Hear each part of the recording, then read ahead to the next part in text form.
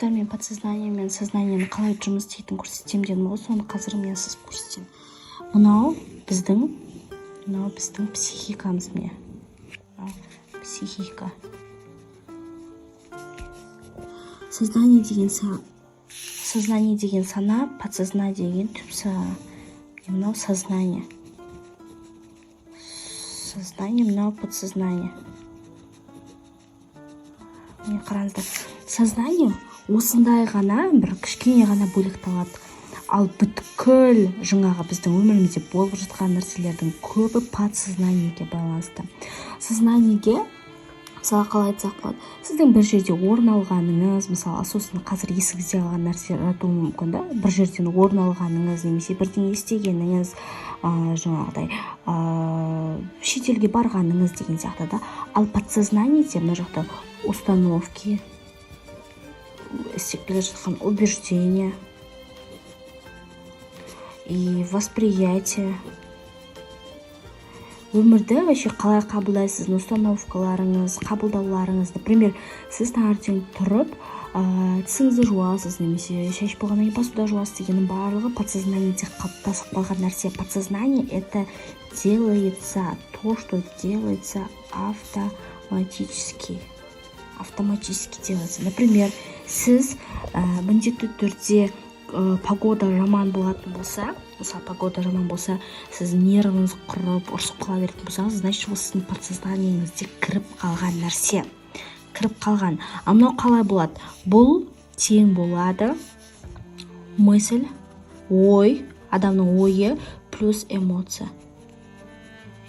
Яғни, мынандай убеждение, установкалар мысль мен эмоциядан пайда болады. Например, әр күн сайын бірінші күн, екінші күн, үшінші күн, төртінші күн дейік, например, әр күні. Осы күні де погода жаман болды, настроениеңіз жоқ. Осы күні де погода жаман болды, настроениеңіз жоқ. Потому что сіздің мысліңіз бен эмоцияңыз одни и те же.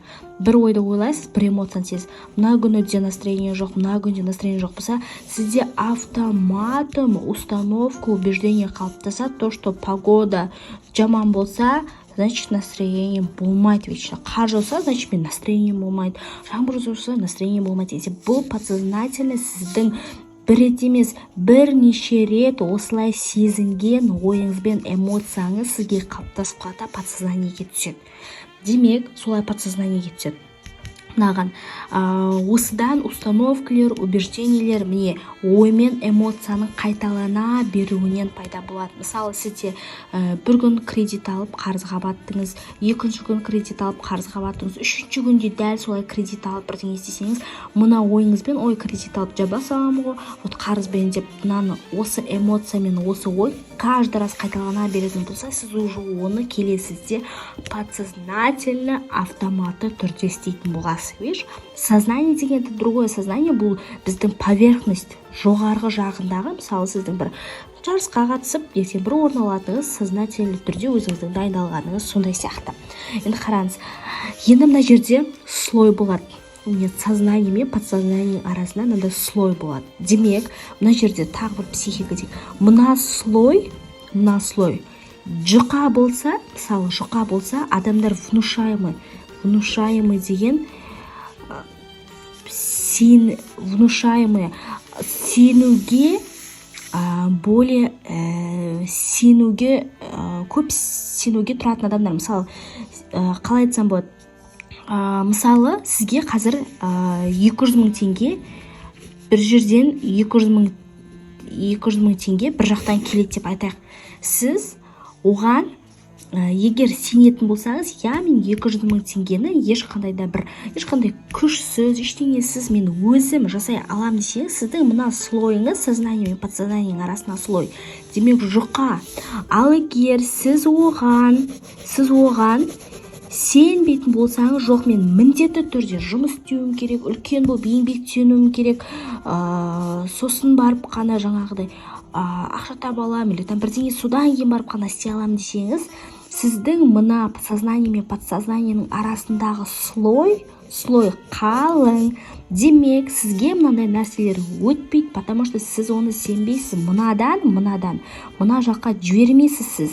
мына жақтан мына жаққа қарай жібермейсіз. Медитациялардың жұмыс жасамауы, сіздің оларға сенбеуіңіз деген сияқты нәрселердің бәрі осы слойдың қалың болуынан. Демек, енді отырып алып медитация жасағаннан байып кетесің, или отырып алып медитация жасағаннан бүткіл проблема шешіледі деген нәрсе жоқ, бірақ успокаивает. Ол подсознаниедегі мына нәрселерді успокаивает, барлығын көмектеседі. Получается, сіздің, мысалы, сіз қазір мен жалғыз шетелге шыға алмауым мүмкін деген нәрсені подсознаниеге отырғызып тастағансыз. Потому что неге? Ол опасно, ол бірдеңе, жаңағыдай қымбат, мен жалғыз жүре алмаймын, тіл білмеймін деген сияқты, коммуникациям жоқ деген нәрселердің бәрі сіздің подсознаниеңізге осыны отырғызып тастағансыз. Может быть, басқа адамдар отырғызып тастаған шығар осы кішкентай кезіңізде, да, типа жалғыз шетелге шықсаң анау-мынау деген. Получается, мына нәрсеге сіз сену үшін өзіңізге айта бастайсыз жаңағыдай. Я, мен шыға аламын, медитировать ете бастайсыз, немесе өзіңізді басқаша ойлай бастайсыз. Мына сознанияны, мынаны жояйын деп тұрсыз. X, мына отырғызып қалған убеждениенің барлығын жойып, сіз басқа новая реальность жасайын деп тұрсыз мына жерде. Получается, не істеу керек? Мына бәрін сындыру керек. Демек, шетелге жалғыз шығуға болады, тіл білмесең де иногда кейбір елдерге қыдыруға болады, қымбат емес, демек бір қолжетімді бағада қыдыруға болады деген сияқты нәрселерді сіз бәрін сындырасыз. Осыны сындырған кезде сізде новые установки, новые убеждения пайда болады. И ол мынаған орнығу керек, дұрыс нәрсемен, да?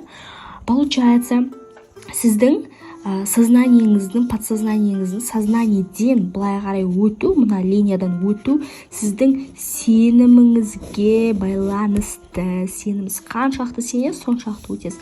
Мына жақта да сеніміңізге байланысты. Видите? Демек, бірақ мынаның барлығы кішкентай кезден бастап орнығатын нәрселер, ол сразу пайда болған нәрселер емес. Сознание это на поверхности, подсознание соның түпкі жағы автоматты түрде қабылданатын, автоматты түрде істелетін шешімдердің барлығы осында орныққан.